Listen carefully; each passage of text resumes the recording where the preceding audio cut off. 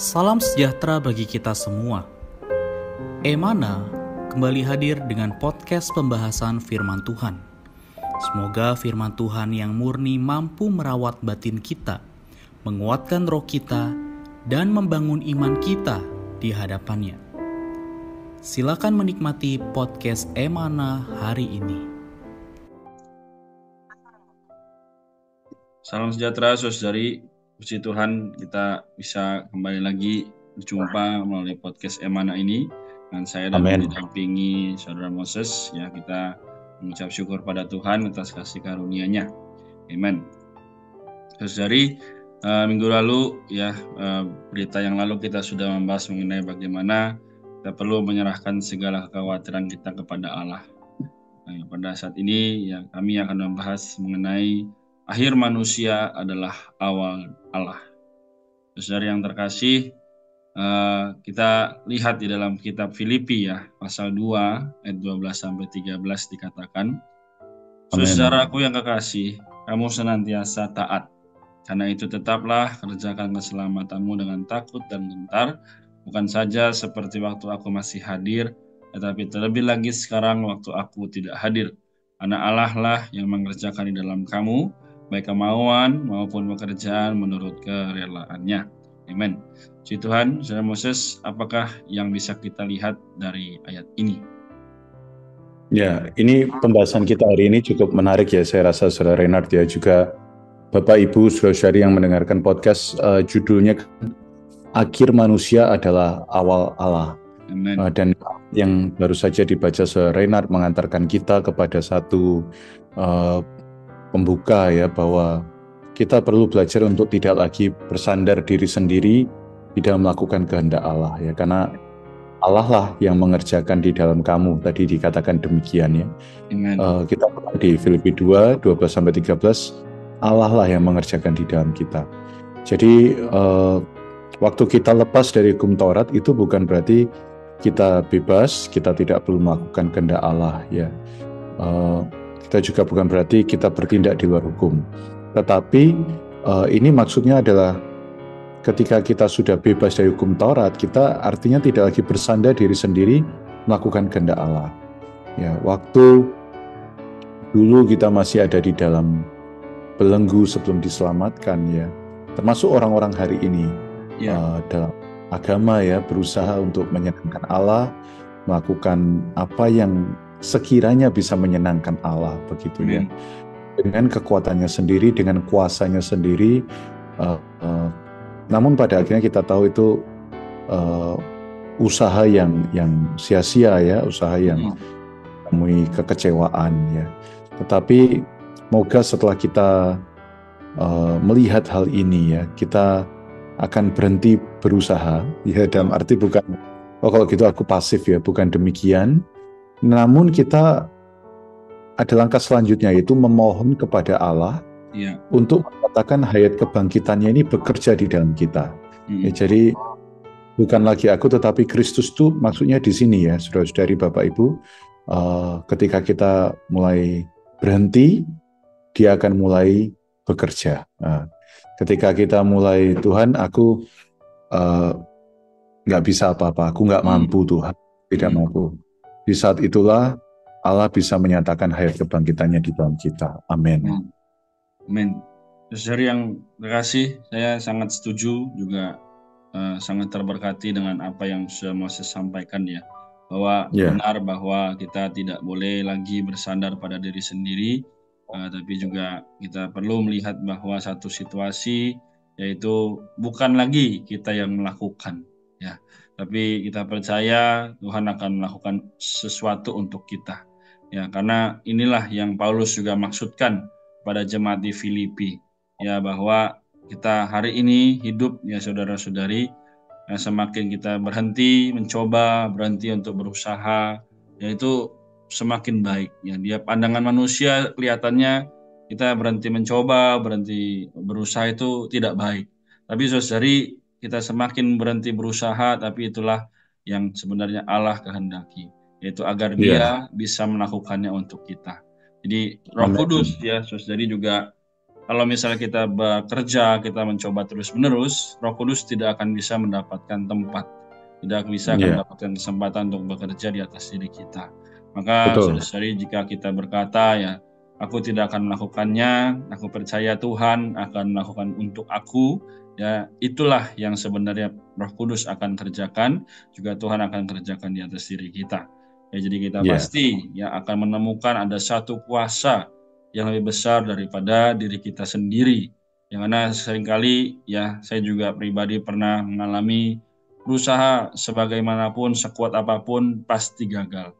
Sekuat apapun saya tidak mau merepotkan orang lain, ya apapun yang saya mau kerjakan sendiri, akhirnya saya jatuh lagi dalam perkara khawatir, ya kecewa dan sebagainya.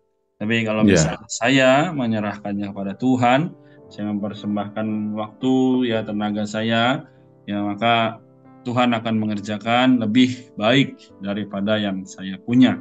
Karena dialah yang tahu, dialah yang juga bisa mengerjakan lebih baik daripada yang kita kerjakan. Amen. Demikian ya. Kalau dari saudara Moses bagaimana? Ya, menarik ya yang saudara Renat sampaikan melalui pengalaman.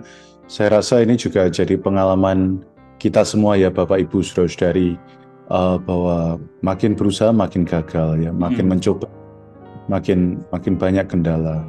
Nah, puji Tuhan melalui ayat ini kita disingkapkan bahwa ada seorang di atas tahta ya yang sudah memiliki kita hari ini, dan dialah yang membuat hukum, dan saya rasa dia juga yang bisa memelihara hukum itu ya. Artinya permintaan Allah ini nggak bisa berubah, nggak pernah berubah, tidak pernah berubah ya. Dan kita perlu menyadari permintaan Allah, tuntutan Allah itu tidak dapat dipenuhi oleh kita, oleh manusia. Mau sebaik apapun ya, kemudian sesaleh apapun, permintaan Allah yang tidak berubah itu tidak bisa dipenuhi. Tapi puji Tuhan ya, ada seorang manusia Allah ya bernama Yesus, dialah yang sanggup. Dia rela menjadi sebutir biji biji gandum yang jatuh ke tanah dan mati. Nah, kemudian menghasilkan kita banyak buah ya. Dia yang awalnya rela dibatasi menjadi kekuatan yang tidak terbatas demikian rupa di dalam kita. Nah, inilah yang harus kita sadari. Makin kita berusaha, makin tadi seperti Saudara Renat sampaikan, Bapak Ibu Saudara, kita akan gagal ya. Allah kadang juga izinkan kita nampak perkara ini ya, dibiarkan dulu. Tetapi makin cepat kita menyadari ada kuasa di dalam kita yang tidak terbatas, maka kekecewaan, keputusasaan kita ini juga akan lebih cepat berhentinya. Kita akan lebih cepat mengalami kelegaan dibandingkan dengan kegagalan. Puji Tuhan. Amin. Puji Tuhan ya, saudari. Saya sangat menikmati apa yang sudah Moses sampaikan juga. Ya, bagaimana sebenarnya Tuhan ada situasi dan kondisi yang diaturkan membawa kita supaya kita bisa melihat bahwa dialah yang membuat hukum, juga dialah yang ada di dalam kita akan memelihara hukum tersebut. Nah, jadi saudari, saya juga kembali diterangi ya bahwa kita perlu berdoa ya, Tuhan, aku tidak mampu melakukan apa-apa untuk Tuhan. Tapi aku percaya ya Tuhan dapat melakukan segalanya di dalamku. Saudari, ini juga kata-kata yang sering kita dengar bahwa Tuhan aku tidak mampu, Tuhan aku tidak bisa. Tapi nyatanya kembali kita mengambil situasi, yaitu kita yang mengambil kendali. Nah, jadi mohon ya kita juga boleh saudari di hadapan Tuhan kembali berkata, Tuhan aku tidak mampu. Ya benar-benar kita menyerahkannya kepada Tuhan. Ya, sehingga ya Tuhan aku nggak tahu ini harus bagaimana, Tuhan aku tidak tahu harus berbuat apa, mohon Engkau yang pimpin. Jadi benar-benar Tuhan yang memegang kendali. Moga ya saudari kelemahan kita, kesesakan kita, ya kita serahkan kepada Tuhan. Jadi itulah di saat kita ada namanya akhir dari diri kita, supaya ada awal dari Allah yang bekerja melakukan segala sesuatu di dalam kita. Jadi juga dikatakan, saya ingat satu perkataan di kitab Filipi pasal 4 ayat yang ke-7 dikatakan, damai sejahtera Allah yang melampaui segala akal akan memelihara hati dan pikiranmu dalam Kristus Yesus. Jadi benar-benar kita perlu berkata demikian ya, Tuhan, aku tidak mampu, tapi Engkau yang dapat melakukan segala sesuatu di dalam aku. Jadi yaitu yang sedikit yang boleh saya sampaikan lagi, Saudara Moses. Ya, sebelum mungkin Saudara Renat menutup dalam doa, saya ingin menegaskan lagi bahwa bila kita menyerahkan perkara apapun itu pada Tuhan, saudari, Bapak Ibu, ingatlah Allah akan menanganinya ya. Amin. Ya, terkadang harus menanti sampai tenaga kita benar-benar habis, sampai kita tidak dapat melakukan apa-apa lagi. Ya, puji Tuhan baru Dia bisa bekerja. Nah, Allah telah menghukum semua yang berasal dari ciptaan lama dan menyerahkannya kepada salib, ya, karena daging sama sekali tidak berguna. Nah, Allah telah mengatakan bahwa daging hanya patut mati. Karena itu jika kita percaya akan pernyataan Allah ini, Bapak Ibu Saudari, kita perlu tegas ya terhadap ketetapan Allah dengan meninggalkan semua usaha yang berasal dari daging untuk menyenangkan hati Allah. Daripada itu mari kita banyak berdoa. Tuhan, rahmati aku terbuka padamu, ya, milikilah aku persembahkan diriku, supaya Tuhan Engkau lebih cepat bekerja di dalam aku. Amin. Amin. Tuhan, silakan Saudara Renat, kita bisa tutup dalam doa. Amin. Si Tuhan ya saudari, semoga setiap apa yang telah kami sampaikan bukan hanya menguatkan kami, tapi juga menguatkan saudari yang mendengar. Baik, kita akan tutup dalam doa. Mari kita satukan hati berdoa. Tuhan Yesus, Allah kami yang kami percaya, juga kami kasihi, kami sungguh mengucap syukur kepadamu atas setiap pengaturan yang Engkau aturkan atas hidup kami. Tuhan, kami mau diakhiri supaya Engkau boleh mempunyai awal dalam hidup kami.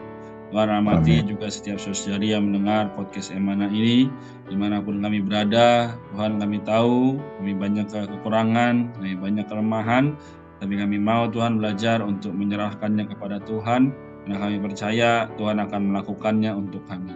Tuhan Yesus, sungguh Engkau adalah Allah kami, Engkau adalah sang sumber segala sesuatu. Kami serahkan, kami sandarkan semuanya kepadamu. Dalam nama Tuhan Yesus yang kudus, agung, dan mulia, kami berdoa. Haleluya. Amin. Amin. Puji Tuhan. Terima kasih, Saudara Moses, atas waktunya. Thank you, puji Tuhan. Memberkati. Amin. Tuhan Yesus memberkati. Amin. Sekian pembahasan firman porsi hari ini. Sampai jumpa di podcast berikutnya. Jangan lupa untuk download aplikasi Emana pada handphone Anda untuk manfaat yang lebih banyak. Tuhan Yesus